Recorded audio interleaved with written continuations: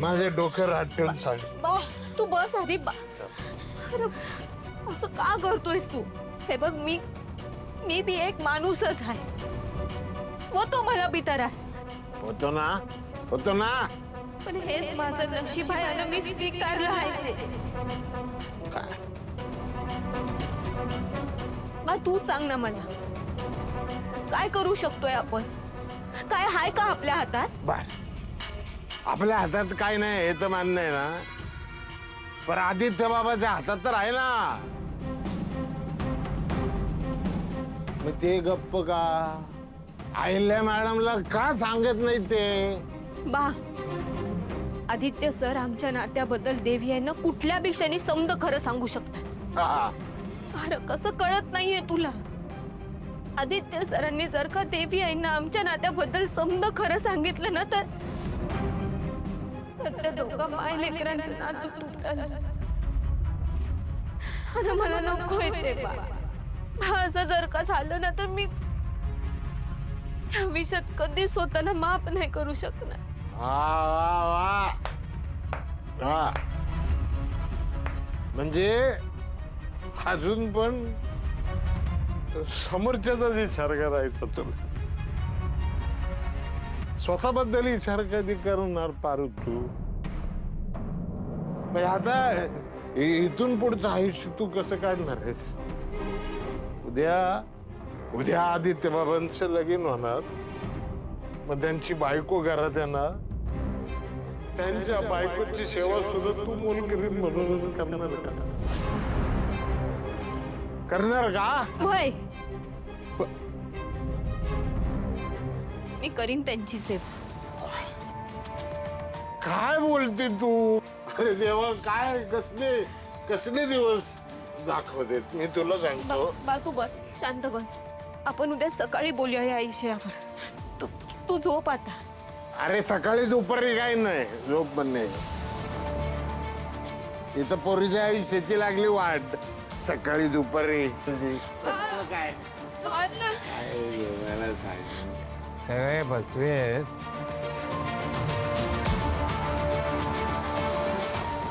दनी बाळा, तू नको घाबरू. हा,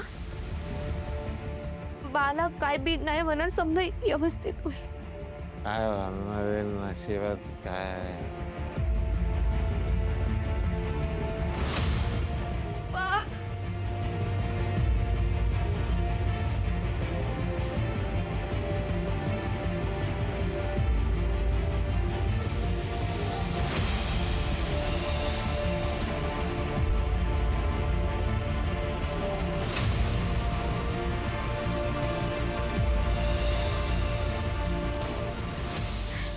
हे समजा माझ्यामुळं होतंय. मला जो त्रास होतोय त्याला फक्त मी जबाबदार आहे. मीच वाईट आहे. मी अडकवून ठेवलंय माझ्या भाला.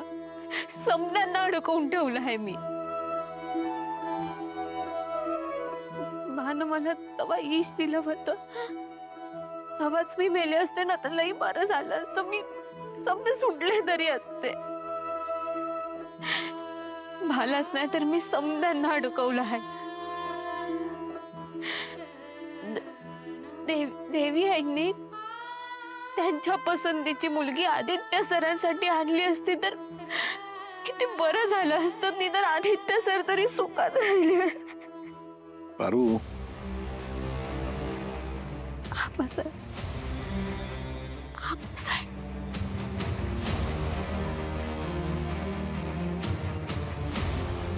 तुझी अवस्था मी समजू शकतो. तू बस बस बस. पारू, तुझ्या मनाची अवस्था काय आहे समजू शकतो मी. मारुतीचाच विचार करतेस ना तू पण. मला मारुतीचं एक कळलं नाही, तो असं कारणाशिवाय दारू पिऊन येणार नाही कधी. आणि तो दारू पिऊन असं का म्हणत होता की माझ्या पारूचं लग्न आता कधीच होऊ शकत नाही? आबासाहेब, प्रत्येकाला पाहिजे ते मिळतच असं नाही. या घरात राहून मला माझ्या देवी आईंची, माझ्या माणसांची सेवा करायला मिळते ही लई मोठी गोष्ट आहे माझ्यासाठी. अगं, पण तुला तुझं स्वतःचं वैयक्तिक आयुष्यही आहे की. तुलाही असं वाटतच असेल ना की आपलंही लग्न व्हावं, आपलाही संसार असावा. या घराच्या सुखाच्या पलीकडे माझ्यासाठी काय बी नाही बघा. आणि लग्न करून मी या घरापासून लांब जाणार असेल ना, तर नाही मिळवायचं मला काहीच. अगदी बापावर गेलीस तुझ्या. तुम्हा दोघांची स्वामीनिष्ठा कौतुकास्पद आहे. पण लक्षात ठेव, तू माझी मुलगीच आहेस. मी बापासारखाच आहे तुझ्या, आणि हा बाप तुझ्या पाठीशी कायम उभा राहील. कायम उभा राहील मी माझ्या मुलीच्या पाठीशी. आबासाहेब,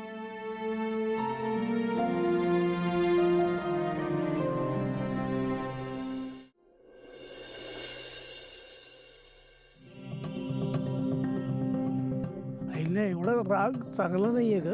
काल आदित्य काहीतरी बोलण्याचा प्रयत्न करत होता तुझ्याशी. मला त्याचं काहीही ऐकायचं नाहीये. हे बघ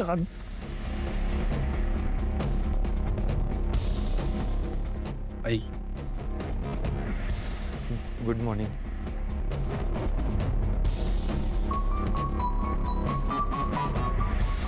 आईला आई, एकदा ऐकून तरी घे. काय ऐकून घ्यायचंय तुझं? हा, सांग ना. तुला कळतंय तू काय करतोयस ते आदित्य? माझा आदित्य आज त्याचा शब्द फिरवतोय.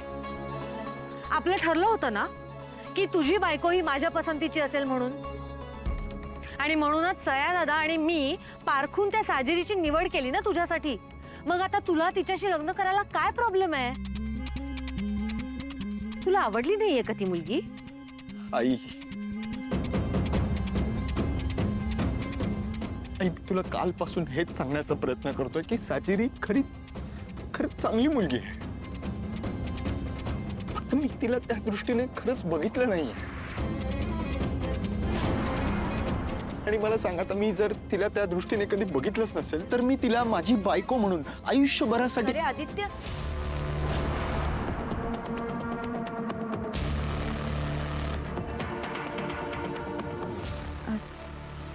सॉरी. तू तसा विचार केला नाही म्हणजे? साजिरी, तू मला पसंत केलंस म्हणून काल आपला टिळ्याचा कार्यक्रम झाला ना. मग अचानक काय झालंय तुला? का नकार देतोयस? हे बघ आदित्य, माझ्यात काही प्रॉब्लेम आहे का? नाही, तसं असेल तर सांग, मी करणार सुधारणा माझ्यात. हे बघ आदित्य, मला तुझ्याशी लग्न करायचंय रे. या घराची सून व्हायचंय. हे बघ, माझ्याकडनं जर काही चुका झाल्या असतील ना तर त्याही मला सांग. मी सुधारेन रे. पण मी मी मी पारूकडनं सगळं शिकून घेईल ना, मनापासून करेल सगळं. साजिरी तसं. मॅडम, तुम्ही सांगा ना प्लीज. हे बघ, तू शांत हो. तू नको काळजी करूस. मी घेईन सगळं सांभाळ. मी समजावते त्याला. तू तुझ्या खोलीत जाऊन आराम कर, ठीक आहे? डोंट वरी. जा.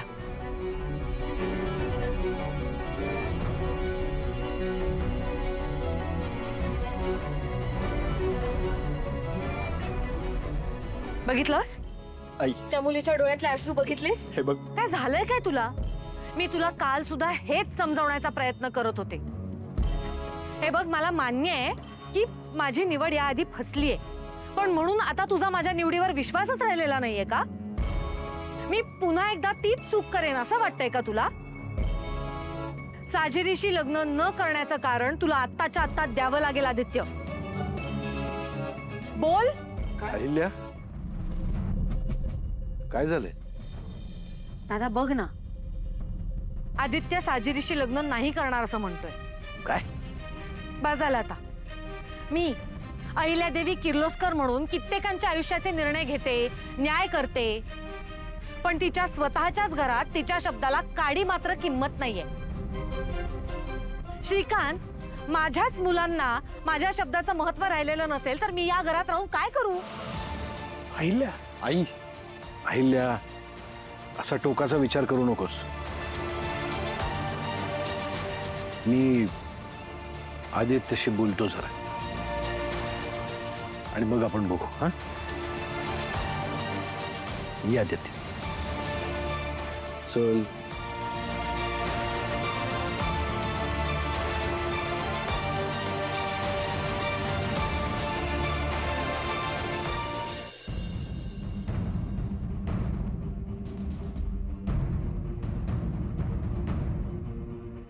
आदित्य, म्हणजे मला कळतंय की तुमची आत्ताची पिढी तुम्हाला तुमच्या मनाप्रमाणे, तुमच्या मर्जीप्रमाणे लग्न करायचं असतं.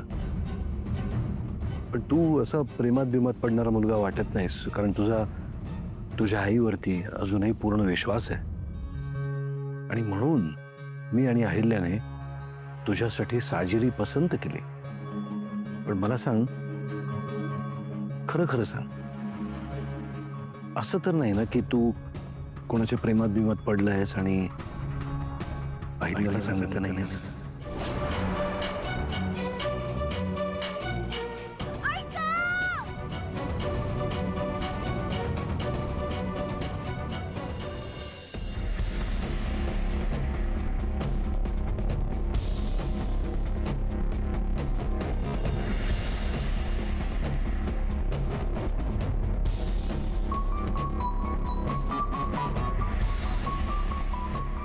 नशिबाने वेन वाचली, पण ब्लीडिंग झालंय. ठीक आहे, थोडक्यात वाचलंय.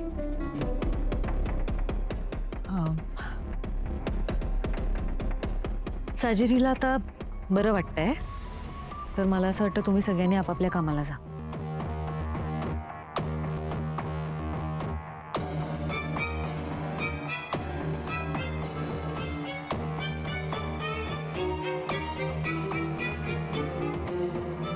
साजिरी, हे काय करून बसलीस तू?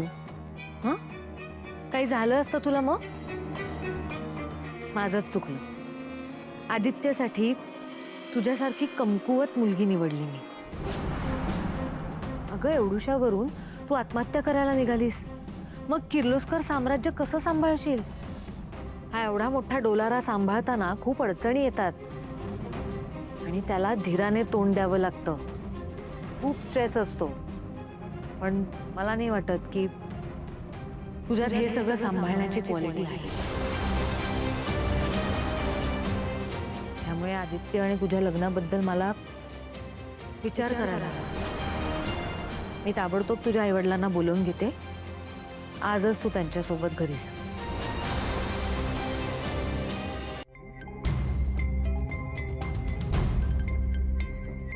साजिरी मॅडम असं का बरं वागल्या असतील? नाही, त्या स्वतःला अशी दुखापत करून घेणार नाहीत. नक्कीच काहीतरी गडबड आहे. वहिनी, अगं या पॉइंटला तू लाजली पाहिजे. वहिनी म्हटलं मी तुला. प्रीतम सर, उगाच मस्करी करू नका माझी. असलं काय बी बोलू नका. अगं मी काय बी बोलत नाहीये. मी जे ऐकून आलो ना तेच सांगतोय तुला. म्हणजे आपला प्रॉब्लेम आपोआप सॉल्व्ह झालाय. एक मिनिट प्रीतम सर, काय चाललंय तुमचं? एकतर तुम्ही काय बोलताय ते मला काय बी कळत नाहीये. स्पष्टपणे सांगा. अगं मी ना आत्ताच खालून ऐकून आलं. आई त्या साजिरीला घरातून बाहेर जायला सांगत होती. काय? हा, आई म्हणत होती की आत्ताच्या आत्ता बाहेर पडायचं. म्हणजे दादा आणि साजिरीचं लग्न होणार नाही. नाही नाही.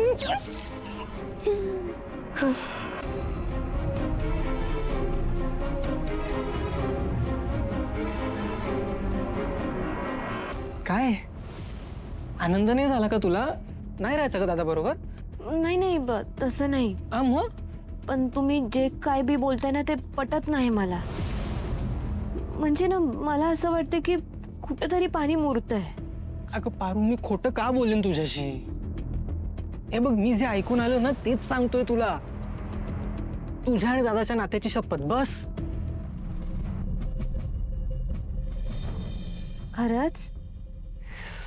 चला म्हणजे आता मी त्या साजिरीची मजा बघायला मोकळा आहे.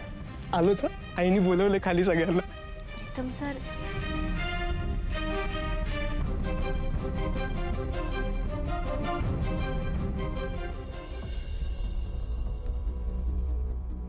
साजिरी, बरा आहे ना तुझा हात आता?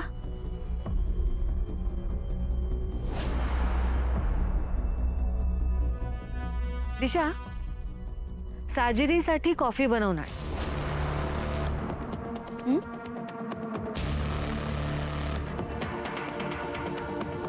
एक्सक्यूज मी, एक सासू मग काहीतरी चुकतंय. तुम्हाला पारूला ऑर्डर द्यायची होती ना? तुम्ही चुकून आता मला सांगितलं कॉफी आणायला. पारूला नाही दिशा, मी तुलाच सांगतेय, साजिरीसाठी कॉफी घेऊन ये.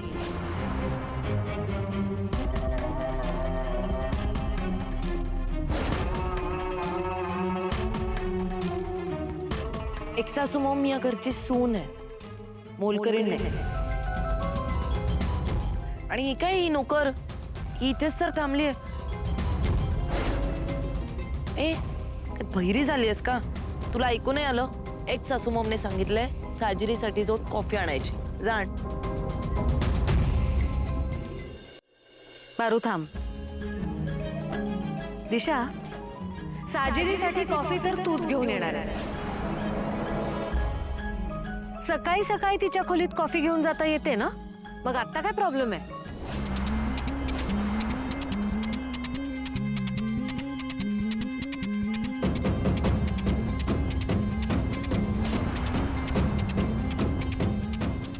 आयला मॅडम, सॉरी, पण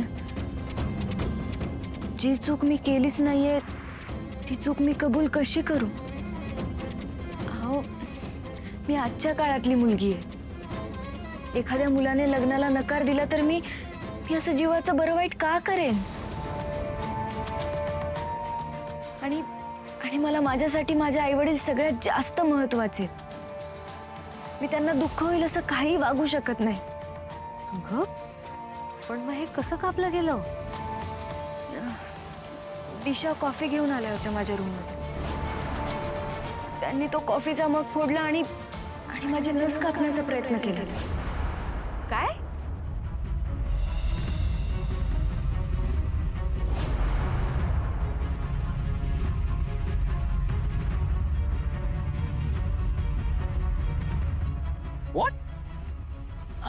आई, मी पण दिशाला सकाळी साजरीच्या रूमकडे जाताना पाहिलं होतं. अशी कामं दिशाशिवाय दुसरं कोण करणार आहे? But this is criminal. Almost attempt to murder आहे. तुझ्या साजिरीला काही झालं असतं इथे? एक मिनिट. हे सगळं तुम्ही काय बोलताय? हा मान्य आहे, मी कॉफी घेऊन गेले होते तिच्या रूम मध्ये, पण दॅट्स इट. मी फक्त तिला कॉफी दिली आणि तिथून गेले निघून. हे बाकी मी काही नाही केलेलं आहे. दिशा, आम्ही तुला आज ओळखत नाही ना? हे असं काहीतरी तूच करू शकतेस याची आम्हाला सगळ्यांना खात्री आहे. त्यामुळे तू तुझं तोंड बंद ठेवलंस तरच बरं होईल. आई, आता बस झालं. बघ, ही जर या घरात राहणार असेल ना, तरी अशी कारस्थानं होतच राहणार. एक्झॅक्टली. खूप रिस्की आहे. मी आत्ताच्या आत्ता पोलिसांना फोन करतोय. प्रीतम, थांब. मला नाही वाटत यांना पोलिसांमध्ये देऊन यांच्यात काही बदल होणार आहे. आणि तसंही मला यांचे सगळे रेकॉर्ड्स माहिती आहेत. या आधी सुद्धा या तुरुंगात होत्या, पण यांची कारस्थानं काही थांबली नाहीयेत. या माझ्या गुन्हेगार आहेत. मग यांना शिक्षा सुद्धा मीच देणार. आणि अहिल्या मॅडम, आपल्या घरी बाप्पा येत आहेत, सो सणासुदीला घरात पोलीस येणं मला तरी काही पटत नाही. आणि यांना शिक्षा मात्र मीच देणार.